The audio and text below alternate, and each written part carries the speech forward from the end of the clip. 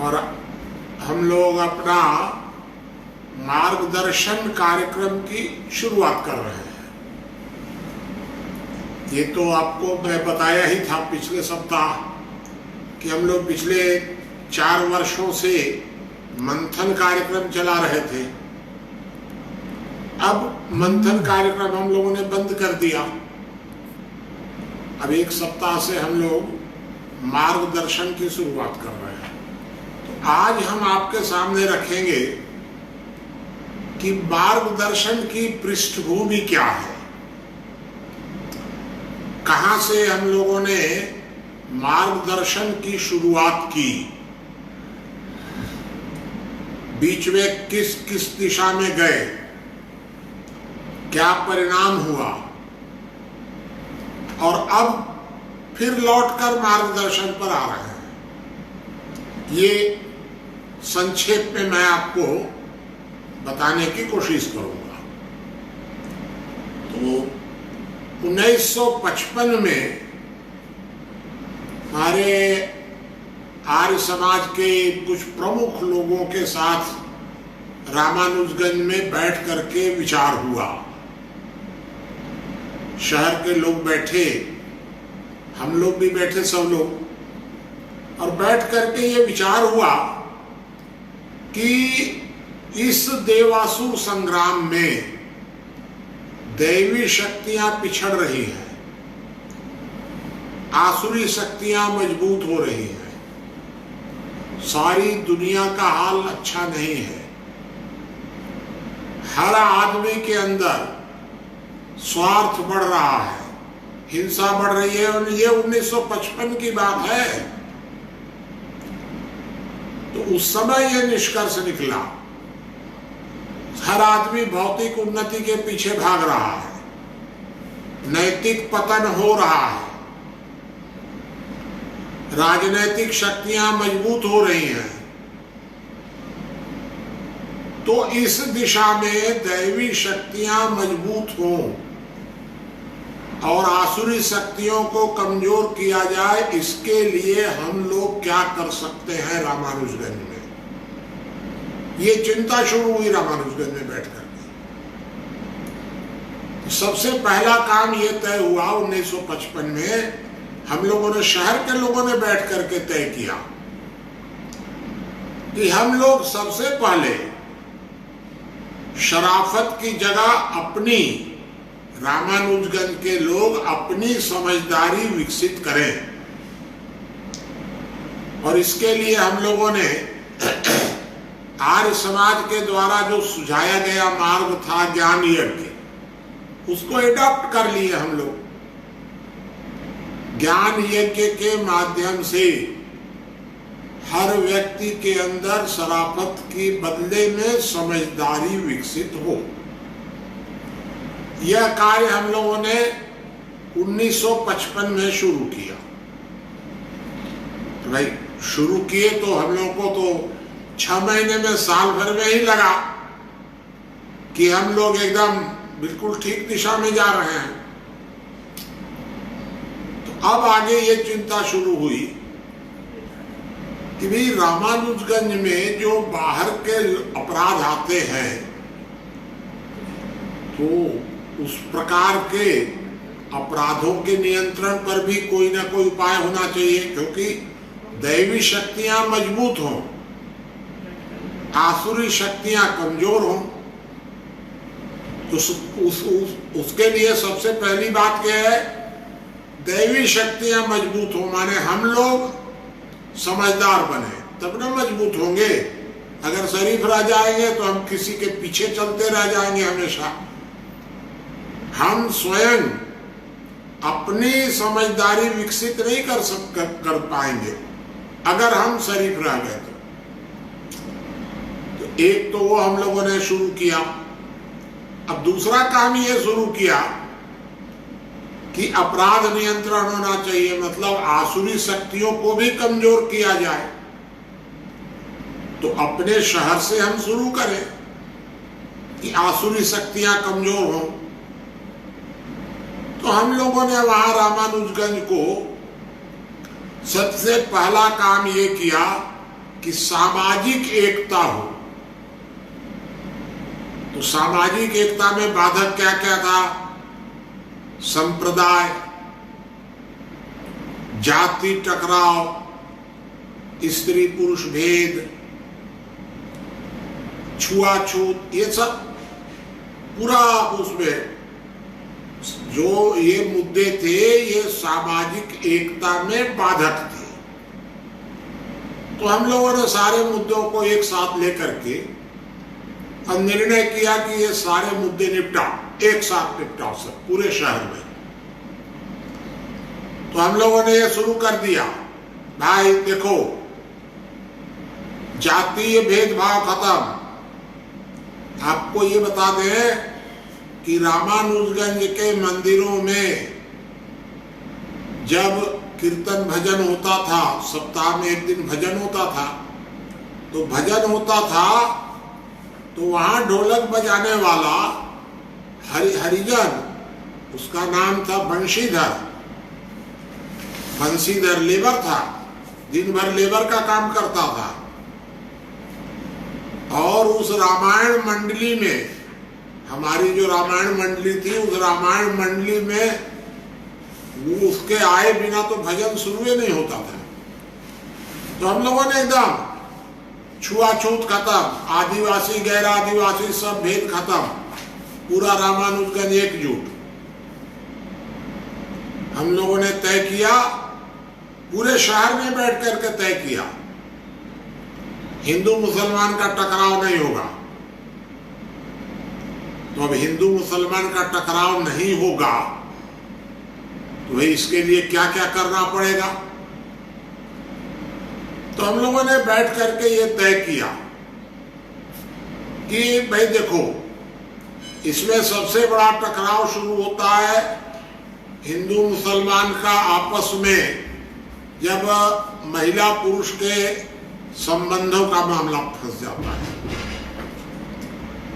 तो हम लोगों ने एक नियम बनाया, सारे शहर में बैठ के बनाया। ये मैं आपको बता दूं, हिंदू मुसलमान सब, हमारे यहाँ मुसलमानों का प्रतिशत 13-14% है। कोई ऐसा नहीं है कि एक माने गिने चुने लोग हैं।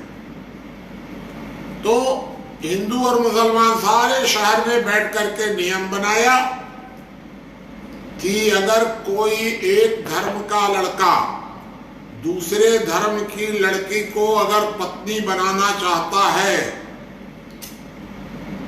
तो उसको, लड़के को अपना धर्म बदलना पड़ेगा। सारे आप दुनिया में ये नहीं सुने होंगे कहीं भी। हम लोगों ने रामानुजगंज में पास कर दिया, सबने बैठ करके। अब पास तो हो गया। अब शुरू हुआ कि भाई लोग आना शुरू हुए कि भाई अब हमारा तो इससे संबंध है, तो हमारा तो इससे संबंध है। 8 लोग ऐसे आ गए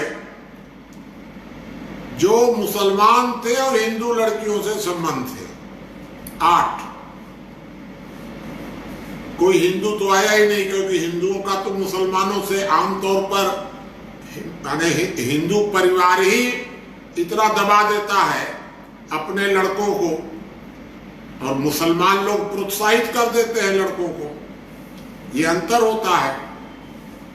तो 8 लोग आ गए, 8 बच्चे ऐसे। तो हम लोगों ने नियम बता दिया, ठीक है ऐसा ऐसा करना पड़ेगा, तुमको अपना धर्म बदलो। 3 लोग धर्म बदलने को तैयार हो गए। 3 लोग हमारा बॉर्डर छोड़कर चले गए, दूसरे जगह चले गए, बस करके ले गए हिंदू लड़कियों को, चले जा जो भी करना, हम नहीं रोकेंगे, हमारे शहर में ये नहीं होगा।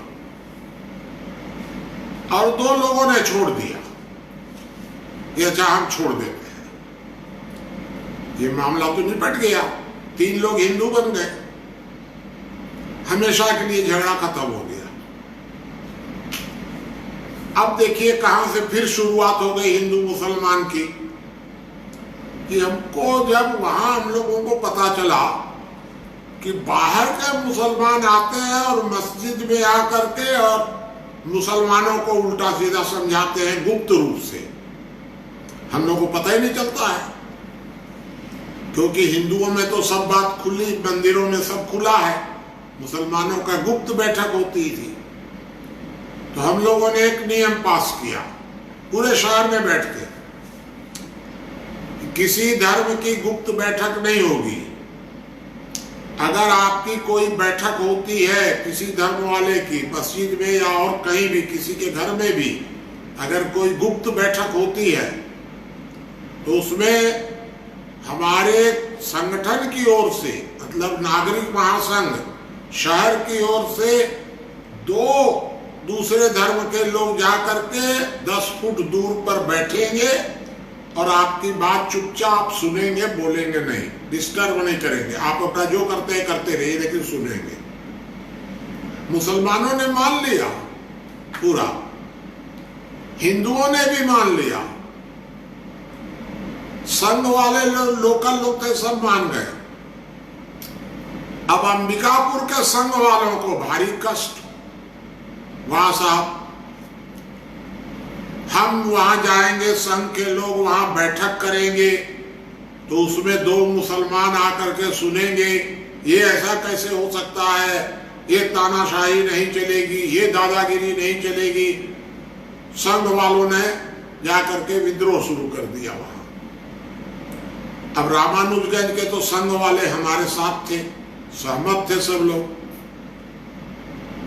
वहां एक प्रस्ताव पारित हो गया कि रामानुजगंज में संघ की शाखा बंद नहीं लगेगी। अब कोई संघ वाला हमारे यहाँ बिना परमिशन के शहर में नहीं आएगा, कोई मीटिंग नहीं लेगा, आएगा तो सबकी जानकारी में आएगा। ऐसा कड़ा प्रतिबंध लगाया गया और 3 साल वहां शाखा नहीं लगी, संघ वाले बैठक नहीं ले पाए वहां पर। इतनी रामानुजगंज की एकता थी वहां, इस तरह की कि संघ का बंद हो गया, सब कुछ बंद हो गया। अब क्या हुआ कि धीरे धीरे हम लोगों के बीच से 2 आदमी संघ के लोगों को, इन लोगों ने, संघ वालों ने लालच दिया, तुमको हम संघ का हेड बना देंगे, तुमको ये बना देंगे, तुमको सम्मानित कर देंगे। बस 2 लोग हम लोगों के बीच से फूट गए, और फूट गए तो संघ वालों के साथ जुड़ गए, उनको पद का लालच दे दिया गया, तो हम लोगों की एकता कमजोर हो गई। फिर भी उनकी संख्या बहुत थोड़ी सी रही। उनकी बैठक होती थी तो थोड़े से लोग जाते थे, कोई जाता होता नहीं था, पूरा शहर एकजुट रहता था, क्योंकि संघ के लोग भी, अधिकांश लोग तो हम लोगों के साथ थे, रामानुजगंज के लोगों के साथ थे, थोड़े से लोगों को ये लोग तोड़ पाए थे। बस इस तरह फिर हम लोगों की एकता छिन्न भिन्न होनी शुरू हुई, तो भाई हम लोगों ने वो नियम रद्द कर दिया। अब कोई उपाय तो नहीं था, नहीं हमारे पास। मैं आपको ये बता रहा हूं कि मुसलमान लोगों ने मान लिया, ईमानदारी से पालन किया, और संघ के लोगों ने तोड़वा दिया, बाहर के संघ के लोगों ने। हमारे 2 लोग फूट गए। इसी तरह सरकारी कर्मचारी और नागरिक एकजुट, जो निर्णय होगा सबका मिलकर होगा। आपको ये बता दें कि जब मीटिंग होती थी तो उस मीटिंग में बड़े सरकारी कर्मचारी भी सब शामिल होते थे, पुलिस के लोग, एसडीएम भी नागरिक माने महासंघ में शामिल होते थे। जज कोर्ट खुला तो जज साहब हर ज्ञान यज्ञ में आने लग गए, नागरिक महासंघ में आने लग गए। सब प्रकार के बैंक अफसर, सब सारे सरकारी कर्मचारियों ने साथ दिया।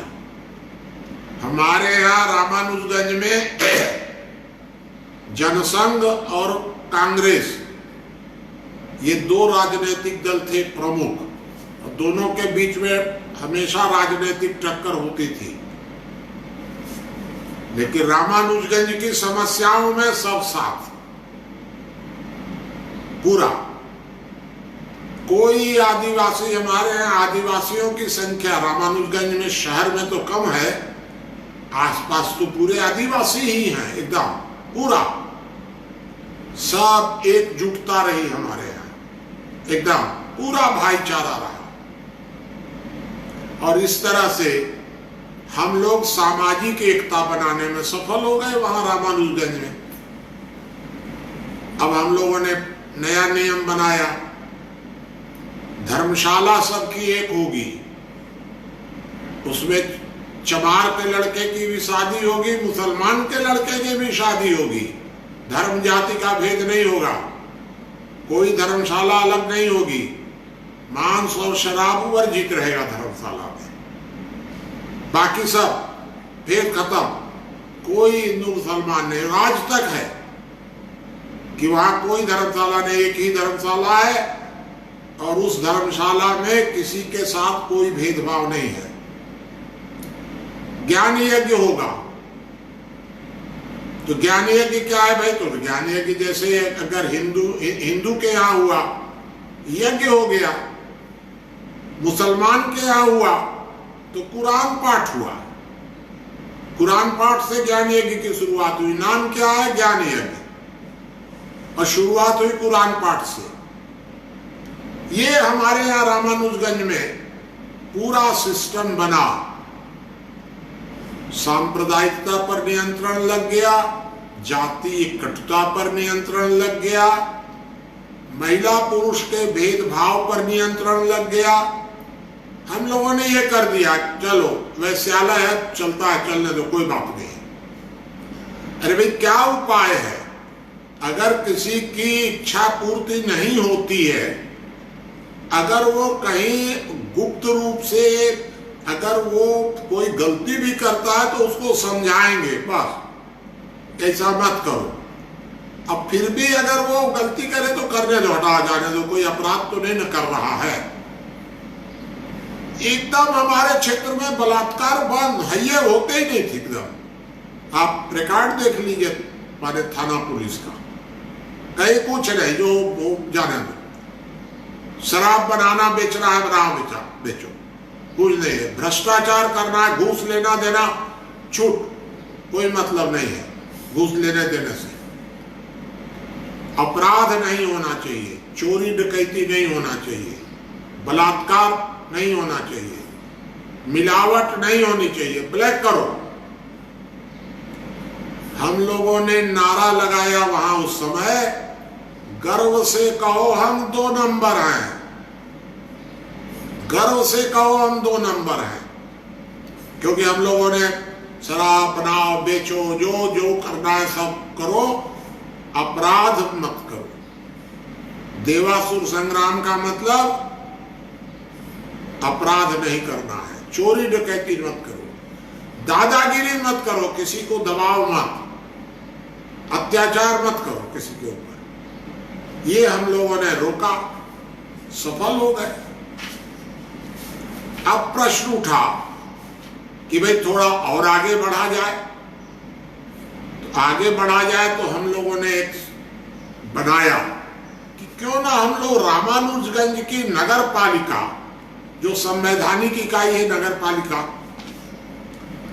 अगर नगर पालिका भी हम लोग के साथ हो जाए तो बहुत आराम हो जाएगा। हम लोगों के हाथ में एक संवैधानिक ताकत आ जाएगी। तो हम लोगों ने तय किया कि अब नगर पालिका में रामानुजगंज के लोगों का नियंत्रण होगा, सरकार का नहीं मानेंगे। हम लोग अपनी नगर पालिका चलाएंगे, हम लोग चोरी डकैती नगर पालिका के माध्यम से रोकेंगे। मैं नगर पालिका का चेयरमैन बन गया। चेयरमैन बन करके गया तो हमारे अफसरों ने कहा कि साहब आप नगर पिता नहीं हो, आप नगर पालिका के अध्यक्ष हो, आपको चोरी डकैती रोकने में कोई अधिकार नहीं है। तो मैं साल भर लड़ भिड़ करके इस्तीफा दे दिया कि जब चोरी डकैती नहीं रोक पाएंगे तो हम इस नगर पालिका में साफ सफाई के लिए थोड़े आए हैं। रिजाइन कर दिए भाई। अब ये पूछा मैंने कि ये चोरी डकैती रोकने का काम किसका है? कहे पुलिस का। पुलिस को कौन दिया? तो सरकार। तो हम कहते ठीक है, तो हम ये नगर पालिका तक क्यों रहेंगे, सरकार तक जाएंगे। तो हम लोगों ने फिर सरकार तक जाने की शुरुआत कर दी और जनसंघ के माध्यम से हम लोग अपने इलाके का आसपास का दोनों विधानसभा जीत जाते थे। पूरे 2 विधानसभा क्षेत्र रामानुजगंज के नियंत्रण में, जो रामानुजगंज के लोग कहेंगे वही होगा, हम लोग जीत जाते थे। अब आ गया आपातकाल, जयप्रकाश आंदोलन। तो आपातकाल आ गया तो हमको जेल में बंद कर दिया गया। पूरा इलाका से हम अकेले जेल में बंद थे। पूरे हमारे जिले से, हमारा जिला जो अभी बलरामपुर जिला है, रामानुजगंज बलरामपुर जिला, तो रामानुजगंज जिले से मैं अकेला 18 महीने जेल में रहा। जेल जीवन में क्या है वो उसकी चर्चा का कोई औचित्य नहीं है, वो तो व्यक्तिगत है। हम सामाजिक चर्चा आपके सामने केवल कर रहे हैं। जेल से छूटे, सरकार बन गई। अब सरकार जब बन गई तो मेरी प्रतिष्ठा आसमान पर, जमीन से मैं आसमान पर पहुंच गया एकदम। मतलब हमारा ये कि जो कहिएगा वो होगा, क्योंकि सरकार हमारी है। तो हमको दे दिया गया सरगुजा जिले का। सरगुजा जिले में 8 विधानसभाएं हैं। अभी वर्तमान में सरगुजा जिले के अंतर्गत 4 जिले आते हैं। उस समय 1 जिला था सरगुजा। तो मैं बन गया अध्यक्ष सरगुजा जिले का पूरा,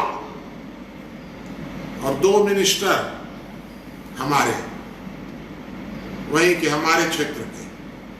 एक बने पुलिस मंत्री, माने गृह मंत्रालय, मध्य प्रदेश का गृह मंत्रालय, छत्तीसगढ़ नहीं, मध्य प्रदेश के गृह मंत्री बने, और एक केंद्र में श्रम राज्य मंत्री बने।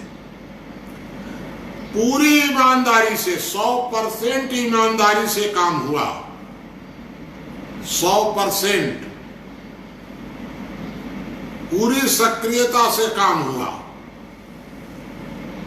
मुख्यमंत्री को जो हम लोग कह देते थे, मुख्यमंत्री आंख बंद करके दस्तखत कर देते थे। सकलेचा जी थे उस समय, सकलेचा जी थे और पटवा जी थे। केंद्र सरकार में अडवाणी जी, अटल जी तक बढ़िया हम लोग की पहुंच थी एकदम। सारा पावर, ऐसा पावर, इतना पावर कि हम लोग अगर चाहें तो आसमान का तारा तोड़ के ले आए, इतना पावर। सारी राजनीतिक शक्ति हमारे पास, और हम अपने शहर से, अंबिकापुर शहर हमारा हेडक्वार्टर था उस समय जिले का, हम अपने शहर से गुंडागर्दी नहीं रोक पाए। हम अपने शहर से चोरी डकैती नहीं रोक पाए। पुलिस मंत्रालय हमारे पास है, नहीं रोक पाए, असफल हो गए हम लोग। हम अपने क्षेत्र में श्रम को सम्मान नहीं दिला सके। श्रम उसी तरह रह गया। श्रम मंत्रालय हमारे पास, श्रम को सम्मान नहीं दिला सके, चोरी डकैती गुंडागर्दी नहीं रोक सके। तो बताइए फिर हम रहिए के क्या करेंगे। मैंने ये सोचना शुरू किया कि भाई ये तो ठीक नहीं है। इतनी पावर, इतना पावर मिलने के बाद, कोई साधारण पावर तो है नहीं है। अब क्या हम भगवान बनेंगे तभी देवासुर संग्राम में जीतेंगे? सारी सत्ता हमारे पास केंद्र से लेकर के और लोकल तक सारी सत्ता है और हम कुछ नहीं कर पाए। तब मैंने 1984 में 25 दिसंबर को अपनी असफलता घोषित कर दी। हम सफल नहीं हो सके। लेकिन आपको एक बात बता दूं, ज्ञान यज्ञ चलता रहा। हमारा जिले भर में कांग्रेस और बीजेपी का एकदम अच्छा संबंध ज्ञान यज्ञ में। मतलब अंबिकापुर में भी जो ज्ञान यज्ञ होता था वो अच्छे अच्छे कांग्रेसियों के घरों में होता था ज्ञान यज्ञ, कहीं भेद नहीं, हिंदू मुसलमान का कोई भेद नहीं, सब हम लोग एकजुट। मैंने 25 दिसंबर को हार मान ली, मार्ग बदला, फिर रामानुजगंज गया अंबिकापुर से, और रामानुजगंज में जंगल में एक पहाड़ के नीचे एक छोटा सा कोठरी बना करके मैं रहने लग गया, और सारे रामानुजगंज के लोग जुड़ गए वहां, सबने मिल करके सारी व्यवस्था की वहां भी। अब वहां फिर शुरू हुआ रिसर्च। अब हमको संघ के लोगों ने हमको सलाह दी कि अगर राजनीति में चरित्रवान लोग जाएं तो सब सुधर जाएगा। हमको भी जचा कि ठीक कर रहे हैं। भाई सुनिए आप, 5 छोटे छोटे बच्चों को हम लोगों ने अपने आश्रम में गोद लिया। कोई 17 साल का, कोई 20 साल का, कोई 18 साल का, इस तरह के 5 बच्चों को लिया गया। उनको बढ़िया ट्रेनिंग दी गई, अच्छी ट्रेनिंग, जिसके बाद कुछ नहीं है, खाओ पियो रहो, कपड़ा लत्ता पढ़ाई सब तुमको देंगे, लेकिन ईमानदारी से रहना, पूरा ईमानदार, एकदम पूरी ईमानदारी की ट्रेनिंग दी गई उनको। चुनाव लड़ा दिया गया, 5 बढ़िया पदों पर चले गए, 5 सारे इलाके का भाई प्रयोग था ना, तो हम लोग बिल्कुल सफलतापूर्वक 5 अच्छी जगह चले गए, और 5 भ्रष्ट हो गए। अब हम लोग को समझ में आया कि ना, अगर इनको कह दे कि तुम हट जाओ यहां से, तो इनकी जगह जो आएगा वो और ज्यादा भ्रष्ट आएगा। तब हम लोगों ने एक निष्कर्ष निकाला, शहर के सारे लोग बैठे, बताओ भाई क्या किया जाए। कुछ बाहर के विद्वानों को भी बुलाए, क्योंकि मेरा संबंध तो बाहर में बहुत हो गया था। सबको बुला करके बिठा करके क्या किया जाए, तो ये हुआ कि नहीं, व्यक्ति का चरित्र नहीं गिर रहा है, दोष व्यक्ति में नहीं है, सिस्टम में है। अब ये देखिए, पहली फाइंडिंग फिर शुरू होती है, दोषी सिस्टम है, व्यक्ति नहीं। आप कैसा भी ईमानदार व्यक्ति वहां बिठा दोगे तो या तो वो भ्रष्ट हो जाएगा, पहली बात तो पहुंचेगा ही नहीं, चुनाव नहीं जीत पाएगा। ईमानदार अच्छा भला आदमी चुनाव नहीं जीत पाएगा, और अगर जीत गया तो भ्रष्ट हो जाएगा, और नहीं होगा तो निकाल दिया जाएगा। तब फिर इसका समाधान क्या होगा, समस्या क्या है? तब हम लोगों ने एक बनाया नागरिक महासंघ, नहीं, सामाजिक समस्या अनुसंधान केंद्र बनाया। ये बना होगा 93-94 में करीब करीब, सामाजिक समस्या अनुसंधान केंद्र, और रिसर्च शुरू किया ये समस्या क्या है। जब राजनीति से, सत्ता से नहीं निपट रही है, व्यक्ति के चरित्र से नहीं निपट रही है, तो सिस्टम में दोष कहां है? तब हम लोगों ने भारतीय संविधान पर रिसर्च शुरू किया, और खूब अच्छा रिसर्च हुआ। देश भर के लोग, आपको ये बता दें, बड़े अच्छे अच्छे विद्वान, सुभाष कश्यप, अच्छे अच्छे गांधीवादी, अमरनाथ भाई, सिद्धराज ढड्ढा, ठाकुरदास जी बंग, ये सारे अच्छे अच्छे गांधीवादी संघ के प्रमुख लोग साथ बैठते थे। कुछ हमारे क्षेत्र के उधर के प्रमुख नक्सलवादी भी बैठ जाते थे। इस तरह से वो एक अरे हम लोगों का रिसर्च शुरू हुआ, गड़बड़ कहाँ है, तो संविधान पर रिसर्च शुरू हुआ। अब जब रिसर्च शुरू हुआ तो राजनीतिक शक्ति के काम खड़े हो गए। अरे जंगल में बैठकर संविधान पर रिसर्च, इतने बड़े बड़े लोग आ रहे हैं, न्यायाधीश भी आ जा रहे हैं उसमें। तो इंद्र को जैसे शंका हो गई ना, तो हमारी सरकार को भी शंका हो गई कि बताइए ये क्या है। इन लोगों ने बोर्ड लगा दिया है, भारत का अपराध नियंत्रित नगर रामानुजगंज, इस तरह से ये लोग कर रहे हैं, ये दादागिरी कर रहे हैं कि रामानुजगंज में हड़ताल नहीं होगी, कोई हड़ताल नहीं कर सकता है, हड़ताल बंद कर दिए, चंदा बंद कर दिए हम लोग, एकदम चंदा नहीं होगा। ये लोग इस तरह मुसलमानों को हिंदू बना लिए, ये सब सारा शुरू हुआ हम लोग के खिलाफ में षड्यंत्र। बताइए ये आदिवासी और हरिजन, इनको अलग अधिकार के पक्ष में नहीं है, शुरू हुआ यहां से। और 1995 21 दिसंबर को पूरे रामानुजगंज शहर पर हमारी मध्य प्रदेश सरकार ने आक्रमण कर दिया। मध्य प्रदेश सरकार ने पूरा घेर लिया, पूरे शहर के आसपास चारों तरफ से, सब ताश रास जेल में डाल दो, उठा जिसको भी चाहो जेल में डाल दो।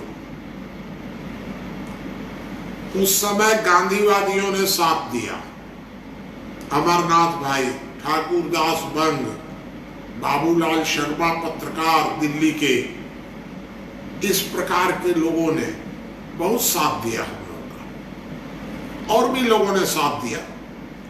लेकिन एक बात आपको ये बता दें कि किसी का साथ काम नहीं आया। दिया लोगों ने खूब भरपूर साथ दिया, काम नहीं आया। एक साथ काम आया न्यायपालिका का, हाई कोर्ट से राहत मिली पूरी, क्योंकि हाई कोर्ट ने कलेक्टर एसपी को पर्सनली बुलाया, बुला करके पूछा कि बताओ इनका अपराध। उन्होंने कहा कि सर ये रामानुजगंज के लोग, ये लोग कहते हैं कि हम लोग स्वतंत्र हैं। तो हमारे वकील ने कहा कि भाई हम लोग तो स्वतंत्र हैं, तो इसमें क्या क्या गड़बड़ है? क्या ये लोग कहते हैं हम सरकार हैं? तो हम लोगों ने कहा कि सरकार कहना कहाँ अपराध है? हम जब तक कोई कानून न तोड़े तब तक आप हमारा कुछ नहीं कर सकते हो। उन्होंने कहा ये संविधान बना रहे हैं, बना सकते हैं। और अंत में कोर्ट से उन लोगों को डांट डपट करके माफी मंगवा करके हम लोगों को मुक्त कर दिया गया। फिर हम लोग अपने रिसर्च में लग गए। अब तो हिम्मत हो गई ना, सरकार हार गई, मध्य प्रदेश सरकार हार गई और हम लोग लड़ाई जीत गए। हम लोगों ने रिसर्च शुरू जारी रखा। आपको ये केवल बता दें कि हमारे पूरे रिसर्च पर हमारे क्षेत्र के, गरीब क्षेत्र के लोगों ने, हमारे शहर और आसपास के लोगों ने मिलकर के 50 लाख रुपया उस समय खर्चा किया। देश भर के लोगों को बुलाना, उनको ठहरने की व्यवस्था करना, उनको किराया भाड़ा भी देना, इस प्रकार से देश भर के विद्वानों को इकट्ठा करके 15-15 दिन, 20-20 दिन, इस तरह से हम लोग एक एक जगह इकट्ठा होकर के संविधान पर रिसर्च की। और सारा रिसर्च करने के बाद नया संविधान का एक प्रारूप बनाया गया, लेकिन एक ही लाइन उसमें निकली गड़बड़, एक लाइन गड़बड़ संविधान में निकली बस, कि भारत का लोकतंत्र लोक नियंत्रित तंत्र होना चाहिए। और गांधी के मरते ही नेहरू, पटेल, अंबेडकर, इन सत्ता लोलुप नेताओं ने लोकतंत्र की परिभाषा कर दी, लोक नियुक्त तंत्र। ये है भारत का संविधान। आपको बड़ा ताज्जुब लगेगा, लोक नियंत्रित तंत्र को बदल करके लोक नियुक्त तंत्र कर दिया गया संविधान के अनुसार। बस एक लाइन तो करना था। तब हम लोगों ने ये कहा कि नहीं, लोक नियंत्रित तंत्र होना चाहिए, अर्थात गांवों को अधिकार दीजिए, ग्राम सभाओं को मजबूत करिए। ये हम लोगों ने निर्णय कर लिया उस समय। 4 नवंबर 1999 को रामानुजगंज शहर के लोगों ने पूरा देश भर के विद्वानों के साथ मिलकर के जो संविधान बनाया था वो राष्ट्र को समर्पित कर दिया गया। हम समाज को दे दिए। अब ये समाज में गया, समाज की धरोहर हो गई। अब वहां जो लोग बैठे थे, तय होने लगा कि अब आगे क्या किया जाए। तो फिर लोगों ने कह दिया दोबारा, स्थानीय स्तर पर इस संविधान के मुताबिक प्रयोग करिए लोक स्वराज्य का। हम लोगों के संविधान जो बनाया उसका 5 हम लोगों ने प्रिएम्बुल में 5 चीजें जोड़ी। 5 सबसे ऊपर लोक स्वराज्य, सबसे ऊपर। दूसरा, अपराध नियंत्रण की गारंटी, दूसरा काम। तीसरा, आर्थिक असमानता में कमी। चौथा, श्रम सम्मान वृद्धि, श्रम का सम्मान बढ़ना चाहिए, बुद्धि और श्रम के बीच की दूरी घटनी चाहिए। और 5वां, कॉमन सिविल कोड, व्यक्ति एक इकाई, धर्म, जाति, महिला, पुरुष, गरीब, अमीर, कुछ नहीं, सब प्रत्येक व्यक्ति के लिए कानून समान होगा, कानून में भेद नहीं होगा। 5 आधार पर संविधान बनना चाहिए और इसी पर हम लोगों ने बनाया। और सबसे महत्वपूर्ण लोक स्वराज्य। अब सारे लोगों ने फिर कहा कि आप मॉडल बनाइए। तो मैं तो कह रहा था भाई मॉडल बनाना आसान नहीं है, कैसे हम क्या करेंगे। लोगों ने कहा नहीं नहीं, एक अगर बनेगा तो आदर्श जाएगा पूरे भारत के सामने की, देखिए रामानुजगंज। तो मैं नगर पालिका का चुनाव लड़ गया और चुनाव लड़के जीतना तो था ही, पूरा शहर साफ था। चुनाव लड़ गए, चुनाव लड़ करके जीत गए। किस मुद्दे पर वो आपको बता दे। मैं नगर पालिका कार्यालय नहीं जाऊंगा। शुक्रवार की शाम को रामानुजगंज के लोग बैठकर जो कानून बनाएंगे, 5 बजे का टाइम तय था नगर पालिका कार्यालय में। आम लोग बैठिए, नियम बनाइए, हम दस्तखत करेंगे, हमारे ऑफिस के लोग स्वीकार करेंगे सब। साहब हम लोग एकदम आराम से चलाते रहे, सफलतापूर्वक। पाटिल जी अभी बैठे हुए हैं आपके सामने। पाटिल जी उस समय से लगातार हमारे साथ रहे हैं, ये लगातार इस सारे कार्यक्रम में, रामानुजगंज के प्रयोग में भी देखे हैं, संविधान में भी पाटिल जी रहे हैं। और हम लोगों ने रामानुजगंज में पूरा अपने मन माफिक चलाया एकदम। जो कानून बना शहर के लोगों ने बनाया, हम लोगों ने दस्तखत कर दिया। अब बताइए, इस तरह से हम लोगों ने जो चलाया, चोरी डकैती तो सब बंद होनी ही थी, सब सफल। पूरे देश ने देखा कि रामानुजगंज नगर पालिका का काम बहुत ही आदर्श स्थिति में है। एकदम हिंदू मुसलमान कुछ नहीं, सब ठीक एकदम। भ्रष्टाचार की परिभाषा हम लोगों ने बदल दी एकदम। कुछ नहीं है, भ्रष्टाचार की परिभाषा ये है कि शहर के लोग मिलकर जो तय करेंगे उसके ऊपर अगर कोई कर्मचारी लेगा तो भ्रष्टाचार, और नहीं तो शिष्टाचार, एकदम छूट। नगर पालिका के कार्यों में भी सब खुला, कोई गुप्त नहीं रहेगा।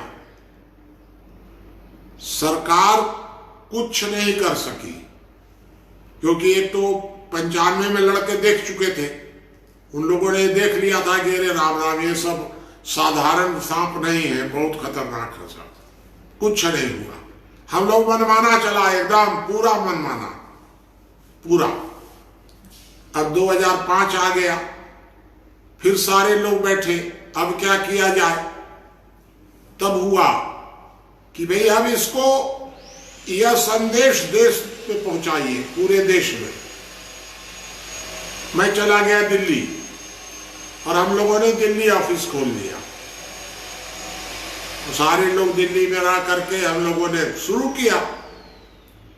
बढ़िया बढ़िया लोगों को हम लोगों ने ये थ्योरी समझानी शुरू की, लोक स्वराज। गोविंदाचार्य जी हम लोगों के साथ जुड़े,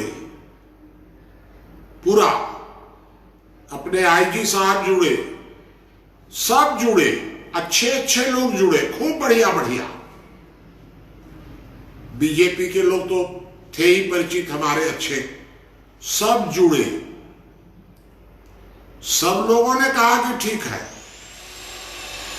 लेकिन कोई लोक स्वराज्य के लिए सहमत नहीं हुआ। कोई हम लोग का कहना सिर्फ एक था कि तंत्र जो है वो मैनेजर होगा, लोक मालिक होगा, लोक संविधान बनाएगा, तंत्र फॉलो करेगा।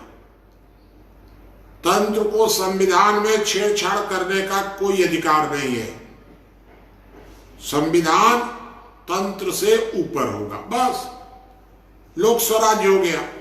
हम लोग संविधान बनाएंगे, कौन बनाएगा? हम लोग का है, हम लोग कमेटी अलग बनाएंगे, संविधान सभा अलग होगी, लेकिन तंत्र उसमें दखल नहीं दे सकता। एक लाइन का मुद्दा। सारे लोग, जितने लोग हमसे जुड़े, सब लोग हर बात में सहमत, इस बात में सहमत नहीं। संविधान संशोधन का अधिकार तंत्र से बाहर नहीं जाना चाहिए, बाकी सब बात मानने को तैयार है। खूब समझाए। देखिए, आपको एक बात और बता दें, रामानुजगंज के लोगों को मैं जो समझाता था, ये लोग समझते कुछ नहीं थे एकदम, और मान जाते थे तुरंत। बजरंग बाबू कह रहे हैं ना, हाँ ठीक है ठीक है ठीक है ठीक है, जो आप कह रहे हैं बताइए, करना क्या है, ऐसे करना, हाँ ठीक है, करने को तैयार एकदम। जो कह देते थे सब करने को तैयार, जान देना है, हाँ तैयार हैं हम लोग। दिल्ली में जो हमको मिले प्रमुख लोग, वो सब लोग समझ गए तुरंत, और एक भी अक्षर माने नहीं, क्योंकि उनको तो लग रहा था ये तो हमारे माने राजनीतिक शक्ति ही जनता के हाथ में चली जाएगी, तो हमारे पास क्या रहेगा। आपको एक बात ये बता दें कि जिनसे भी मेरा संपर्क हुआ, वो सब में एक भी आदमी गांधी बनने को तैयार नहीं था, सब नेहरू बनने को तैयार थे। पावर हमारे पास रहना चाहिए। गांधी और जयप्रकाश बनने को कोई तैयार नहीं थे। फिर 9 में हार मान लिया, कहां से आदमी लावे। अरे भाई, जब कोई नेतृत्व करने को तैयार नहीं है, नेतृत्व करने को नेहरू तैयार है, पटेल तैयार है, सब तैयार है, सब लोग तैयार तो हैं, लेकिन कोई गांधी तो बनने को तैयार नहीं है उसमें से। तो मेरा ये अनुभव था, एक धोखा गांधी खाए, नेहरू पटेल से, अंबेडकर से धोखा खा गए, अब एक धोखा जयप्रकाश खा गए मुरारजी वगैरह से। मैं धोखा नहीं खाऊंगा। हमारे साथ अरविंद केजरीवाल वगैरह तो थे ही। फिर मैं वहां से लौट गया रामानुजगंज, फिर अरविंद जी वगैरह आए, आप नेतृत्व करिए, आप नेतृत्व करिए। मैंने कहा मैं नेतृत्व नहीं करूंगा। तब अन्ना जी के साथ अरविंद जी ने जोड़ करके शुरू किया, और फिर आप लोगों को पता ही है, बहुत लोगों को, कि हम लोग फिर अन्ना जी के आंदोलन में बाहर से समर्थन किया। हम कहे नहीं, हमको विश्वास नहीं है इस प्रकार से, क्योंकि पता नहीं अरविंद कब धोखा दे देंगे। और आखिर वही हुआ। आप लोग भी लगे, हम लोग भी लगे, सब लोग लगे और अन्ना आंदोलन में बाहर से मदद किए, लेकिन फिर अन्ना हजारे को धोखा हुआ। चलिए खैर, जो हुआ सो हुआ। मैं यहां आ गया, मैं अपना ठीक रहा, क्योंकि मेरी बदनामी नहीं हुई, हम लोगों की नहीं हुई। हम लोग रामानुजगंज के लोग फिर एकजुट। ज्ञान यज्ञ तो चलता ही रहता था। उसके बाद हम लोगों ने ग्राम सभा सशक्तिकरण का कार्य शुरू किया रामानुजगंज में 9 के बाद, कि गांवों को, ग्राम सभाओं को मजबूत किया जाए, क्योंकि 1992 में ग्राम सभा कानून पास हो गया था, संविधान संशोधन। ग्राम सभाओं को मजबूत किया जाए, उसको मजबूत करने लगे हम लोग। आपको यह ताज्जुब होगा कि हमारे ब्लॉक में ग्राम सभाएं इतनी मजबूत हो गई, इतनी मजबूत, कि भ्रष्टाचार नियंत्रण में उसको राष्ट्रीय पुरस्कार मिल गया। सारे सरकारी कर्मचारी भी साथ दिए, लेकिन फिर वही नेता लोग, बीजेपी और कांग्रेस के नेता लोग इस ग्राम सभा सशक्तिकरण को पलीता लगा दिए। फिर मैं निराश हो गया। अब क्या करें भाई, गांव तो एकजुट है, लेकिन सवाल तो है कि ग्राम पंचायत हावी है, नेता लोग हावी है, और उन लोगों ने तोड़फोड़ शुरू की। अब हमारे पास क्या समाधान है? तब हमारे शहर के लोगों ने बैठ करके विचार किया कि बजरंग बाबू, अब तो आप बजरंग मुनि हो गए, वानप्रस्थ आप ले ही लिए, और अब कोई उपाय नहीं है। नेता लोगों से तो धोखा होगा ही, और बिना नेताओं को साथ लिए आप कोई आंदोलन खड़ा नहीं कर पाएंगे। नेतृत्व तो नेता ही करेगा, और नेतृत्व जब नेता करेगा तो धोखा देबे करेगा। क्या करें भाई? फिर हम लोगों ने काफी बैठ करके रामानुजगंज में सारे लोगों ने कहा कि सब छोड़िए, कुछ नहीं हो सकता, संभव नहीं है, फिर से ज्ञान यज्ञ पर आ जाइए, सब छोड़ दीजिए। ये राजनीतिक परिवर्तन जो है, ये तब तक नहीं होगा जब तक कि लोग समझदार नहीं होंगे। नीचे शुरू किया जाए। अब हम लोग 5 साल में बदल देंगे, 10 साल में बदल देंगे, छोड़िए, जो बदला जाए ना बदला जाए। अब हम लोग दैवी शक्तियों को मजबूत करें, बदलाव अपने आप होगा। ठीक लगा फिर हमको, क्योंकि अब तो चारों तरफ से दौड़ धूप करके थक गए थे। तो जब थकने लगे, उम्र भी बढ़ने लगी, तो सारे लोगों ने कहा कि अब तो नया तरीका सोचिए। फिर हम लोग ज्ञान यज्ञ पर आए। अब हुआ शुरुआत कि भाई अब ज्ञान यज्ञ की दिशा में कैसे शुरू किया जाए। तब मैं ऋषिकेश गया। आप लोगों ने देखा ही होगा कि ऋषिकेश गया, और 2 साल ऋषिकेश गंगा के किनारे वहां रह करके, एक तरह से उसको आप तपस्या मान लीजिए, पूरा वहां एकांतवास करके चिंतन किया। रामानुजगंज के लोग वहां ऋषिकेश जाकर के 15 दिन बैठे ना, आप लोग देखे हैं कि रामानुजगंज के करीब करीब उसमें 100-150 लोग उस मंथन में शामिल हुए, देश भर के लोग भी आए। फिर से ज्ञान यज्ञ की हम लोगों ने शुरुआत की वहां। अब ज्ञान यज्ञ के माध्यम से फिर से काम शुरू हुआ। शराफत छोड़ो, समझदार बनो। अब 2 साल हमारा पूरा हो गया वहां ऋषिकेश।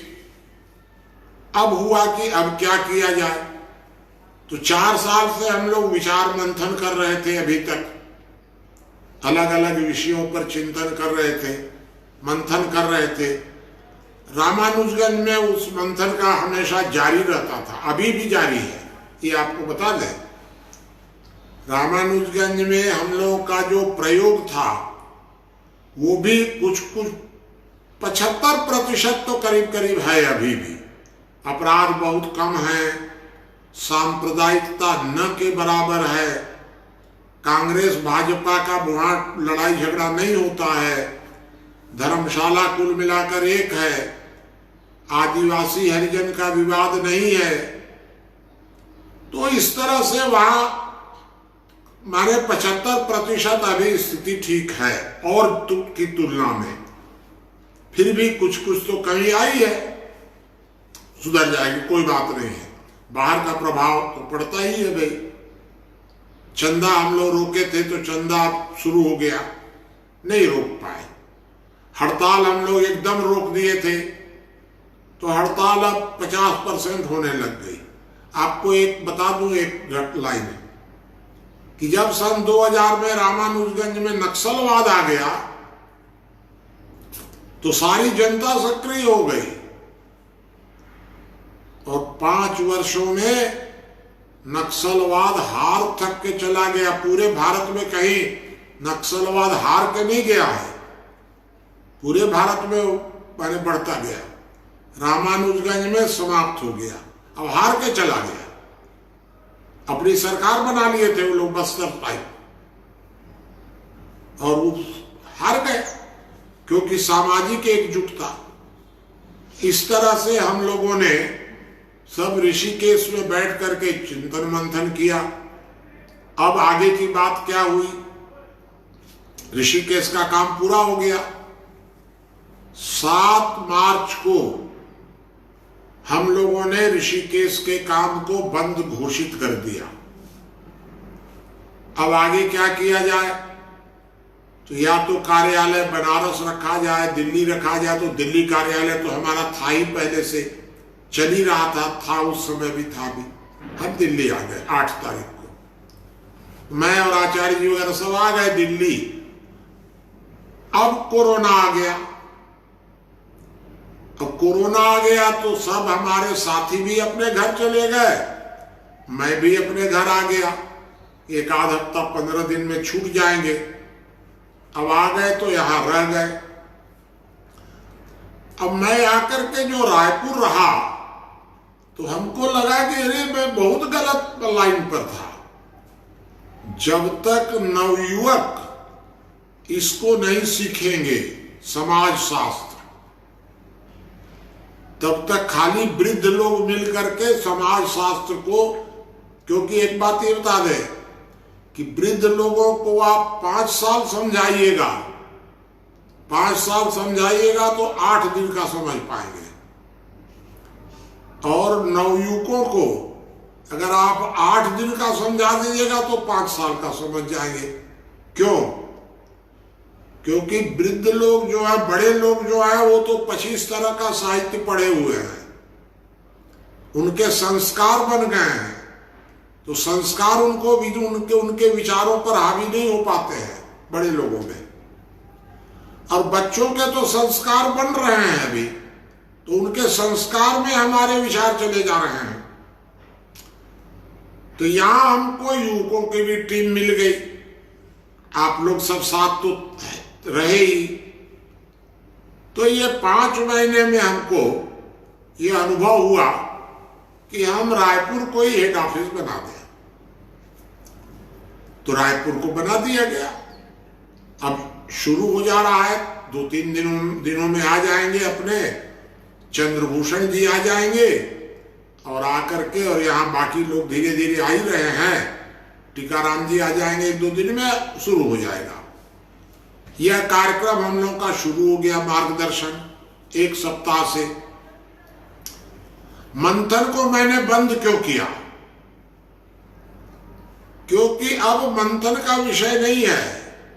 अभी तक हम लोग रामानुजगंज के लोग बैठकर जो निष्कर्ष निकाले, रामानुजगंज के लोग मेरे साथ बैठ करके जो भी निष्कर्ष निकाले वो स्थानीय निष्कर्ष है। समाज कैसे विश्वास करेगा इस बात पर? तो अब ये हुआ कि जो हम लोगों ने निष्कर्ष निकाला 1955 से लेकर और 2020 तक रामानुजगंज के लोगों ने जो निष्कर्ष निकाला बैठ करके समाज शास्त्र पर, पूरा समाज शास्त्र में तो सब चीजें आ जाती हैं, धर्मशास्त्र, राजनीति शास्त्र, अर्थशास्त्र, सब समाज शास्त्र के अंतर्गत है। सब पर हम लोगों ने निष्कर्ष निकाला। अब वह निष्कर्ष समाज के बीच में जाना चाहिए, तो कैसे जाए? जैसे आपको एक बात बताएं कि बीबीसी की बहुत प्रतिष्ठा है, क्योंकि बीबीसी वाला जो बोलेगा ठीक बोलेगा। कोई वैज्ञानिक अगर कोई बात कह दे तो हम लोग मान लेते हैं वैज्ञानिक ने कहा है। कोई बहुत अच्छा प्रतिष्ठित व्यक्ति अगर कोई बात कह दे, मान लीजिए कोई बात मनमोहन सिंह कह दे किसी घटना के बारे में कि मैंने देखा है कि ये ऐसा हुआ है, आप विश्वास कर लेंगे। मनमोहन सिंह झूठ नहीं बोल सकते हैं। उसी तरह समाज में एक ऐसा ग्रुप बनना चाहिए, जो ग्रुप अगर कोई बात कह दे कि यह बात इस तरह से है, तो लोग समझे कि ये ग्रुप जो है ये लंदी फंदी लोगों का नहीं है, ये समझदार लोगों का ग्रुप है। सब तरह के लोग इसमें इस मंथन में शामिल हैं। ऐसा एक ग्रुप बनना चाहिए, ये हम लोगों ने तय किया। अभी तक जो मंथन हम लोग रामानुजगंज के लोग मिलकर कर रहे थे आप लोगों के साथ, माने निर्णय रामानुजगंज के लोग करते थे हम लोग, अब वह निर्णय हम सार्वजनिक करने जा रहे हैं, आपको दे रहे हैं। हम लोगों ने, मेरा काम पूरा हो गया, मेरा काम समाप्त। अब मैं आप लोगों से काम नहीं लूंगा, अब आप लोग हमसे काम लीजिए। जो मदद चाहिए हम आपकी मदद करेंगे। मैं अभी तक हिंदुओं में एक दिक्कत रही है कि वो हमेशा कहते हैं कि भाई योग्य व्यक्ति मिले तब ना हम अपना ज्ञान दें, योग्य व्यक्ति मिलता नहीं है, अपना ज्ञान लेके चले गए। मैं भी किसी दिन अगर चला गया तो वही बुराई हमारे अंदर मानी जाएगी। अरे आप इतना रिसर्च किए, लेके चले गए, दिए दे काहे नहीं दिए? क्या किसको दे? योग्य व्यक्ति ही नहीं मिलता था, तो योग्य व्यक्ति मिलेगा नहीं और हम लेके चले जाएंगे, फिर लाभ क्या हुआ? मैं कहा कि ये पाप मैं नहीं करूंगा। हम लोगों ने जो रिसर्च किया है वहां बैठ करके वो रिसर्च अपने जीवन काल में समाज को दे दूंगा। ये मैं आप लोगों को समर्पित कर रहा हूं, पूरा सारे निष्कर्ष। अब आप लोग बैठिए, उस पर विचार करिए। इसलिए मंथन बंद मेरा, और रामानुजगंज के लोग और मैं खाली मंथन नहीं करेंगे, वो भी जारी रहेगा अपना व्यक्तिगत, वो अनुभव अलग है। लेकिन अब वो मंथन महत्वपूर्ण नहीं है, अब मार्गदर्शन, मतलब आप लोग बैठकर निष्कर्ष निकालिए, मेरे निकाले गए निष्कर्षों पर विचार करिए, संशोधन करिए, बदल दीजिए, जो करना है करिए। आप लोग बैठ करके करिए, 5 लोग नहीं, 10 लोग नहीं, उसके अंतिम मुहर लगाने के लिए 400-500 लोगों की देश की टीम होनी चाहिए। सब प्रकार के लोगों को शामिल करिए, कोई भेद नहीं, हिंदू मुसलमान ईसाई कोई भेद नहीं, महिला पुरुष का भेद नहीं, कांग्रेसी जनसंघी का भेद नहीं, कम्युनिस्टों को शामिल करिए, नक्सलवादियों को शामिल करिए, आतंकवादियों को शामिल करिए, डकैतों को शामिल करिए, बलात्कारियों को शामिल करिए, कोई दिक्कत नहीं है। जो भी विचार मंथन के लायक हैं सबको शामिल कीजिए, विचार मंथन के लायक, और सबको शामिल करके टीम बनाइए, और टीम बना करके और जो निष्कर्ष हम लोगों ने लिखा उसको एक पुस्तक रूप में बना दिया गया है। आपको हम पुस्तक रूप में अगले सप्ताह से शुरू कर देंगे। अगले सप्ताह क्या, परसों से शुरू हो जाएगा, वो मार्गदर्शन पर परसों से शुरू हो जाएगा। वैसे तो शुरू है अभी तो इसकी पृष्ठभूमि आपको बता रहे हैं। अब आपको लास्ट में बता दें कि इसमें आपको क्या करना है। तो देखिए, इसका लास्ट पैराग्राफ आपको बताते हैं।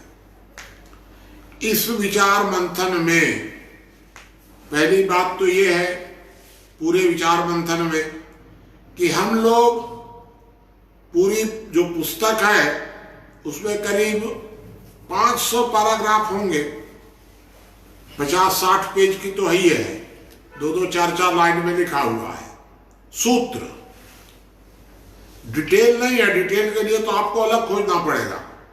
सूत्र लिखे गए हैं और उन सूत्रों पर डिस्कशन होगा लंबा चौड़ा। तो करना क्या है आपको, उस पर प्रतिदिन आप जूम पर बैठिए, प्रत्यक्ष बैठिए, डिस्कस करिए प्रतिदिन।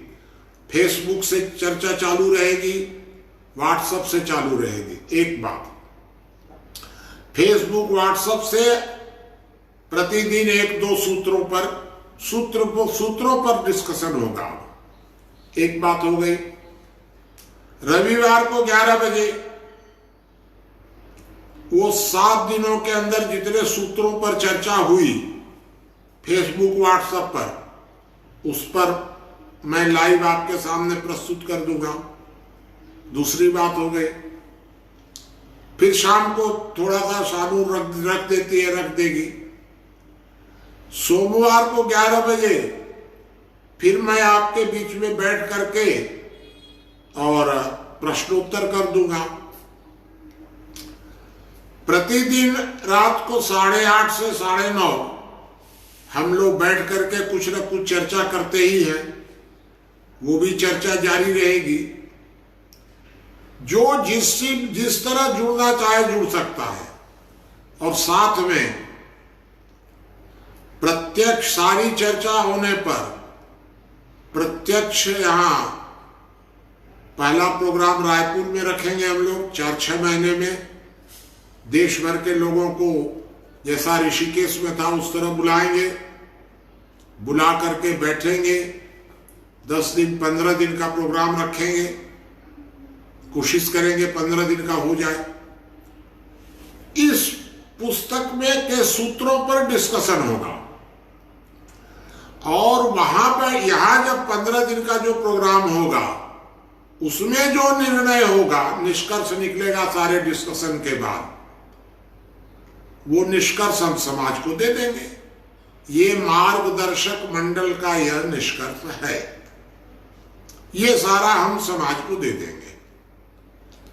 फिर जो बच जाएगा फिर 15 दिन, 6 महीने बाद, 8 महीने बाद फिर 15 दिन के लिए कहीं बैठ जाएंगे। दिल्ली बैठ सकते हैं, बनारस बैठ सकते हैं, और कहीं बैठ सकते हैं। जहां सबकी राय होगी वहां बैठ जाएंगे। फिर बाकी डिस्कशन हो जाएगा। फिर और बाकी बचेगा, आगे होगा, जैसे जैसे होगा चलता जाएगा। रोज कुआं खोदना है, रोज पानी पीना है। कोई बना बनाया मार्ग नहीं है। मार्ग खोजना किसको है? हम आप सबको मार्ग भी खोजना है और चलना भी है। समाज चलने के लिए तैयार है, मार्गदर्शक मंडल आगे चले। मार्गदर्शक मंडल आगे चलेगा, समाज पीछे से चलेगा। राजनीति पर नियंत्रण भी हो जाएगा। पहले हम लोग समझदार तो बने।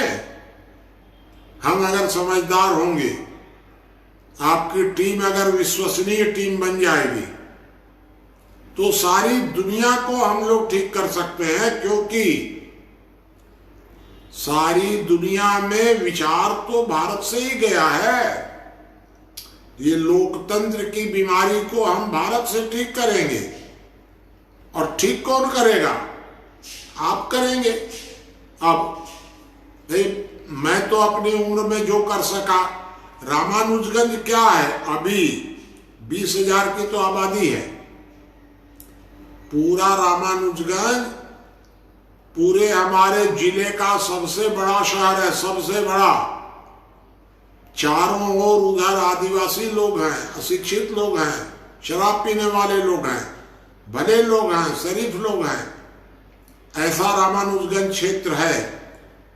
तो रामानुजगंज क्षेत्र, मेरे जैसा साधारण व्यक्ति, आप लोगों की टीम का हम लोगों ने जो मार्गदर्शन किया है, कर रहे हैं, आपकी टीम मिलकर के अगर इस दिशा में सक्रिय ठीक से हुई, बना लेंगे, सारी दुनिया का मार्गदर्शन करेंगे। भारत विचारों का निर्यात करेगा, आयात नहीं करेगा। छोड़ दीजिए, बाकी वो लोग सब कर रहे हैं, बाकी जितना कर रहे हैं जो करने दीजिए। विचारों के धरातल पर भारत को कंगाल नहीं रहना चाहिए। कलंक है ये हमारे लिए कि हम वैचारिक धरातल पर कमजोर हैं, भारत के लोग। ये मैंने आपको बताया है। कोई तात्कालिक बात हो आप पूछ लीजिए अभी भी, और कोई बात छूट गई हो आप पूछेंगे, बता देंगे। कल प्रश्नोत्तर तो होगा ही पूरा। ये आप लोगों को करना है। हमको उम्मीद है कि कल से या परसों से आपका कार्यालय भी शुरू हो जाएगा। चलिए, कोई बात आप पूछ लीजिए। मुनि जी प्रणाम। हाँ प्रणाम भाई, कोई बात पूछ लीजिए आप। ये आपने बोला था कि 5 विषयों पे आपने वो प्रारूप तैयार किया है। पहला हाँ। लोक स्वराज और अपराध नियंत्रण की गारंटी, समानता में कमी। हाँ हाँ, श्रम सम्मान में वृद्धि और समान नागरिक संहिता। हाँ ठीक है। इसमें एक छूट गया था, सेकंड नंबर पे कौन सा था? अपराध नियंत्रण। अपराध नियंत्रण की गारंटी दूसरे नंबर पर है। अपराध नियंत्रण की गारंटी ये है दूसरे नंबर पर, पहले नंबर पर नहीं है। पहले नंबर पर है लोक स्वराज। हाँ, लोक स्वराज, ये सेकंड नंबर पर आ गया, अपराध नियंत्रण की गारंटी। हाँ, ये दूसरे नंबर पर है। ठीक है, धन्यवाद। और कोई बात नहीं है ना? चलिए, तो आज की चर्चा को समाप्त करें। जी।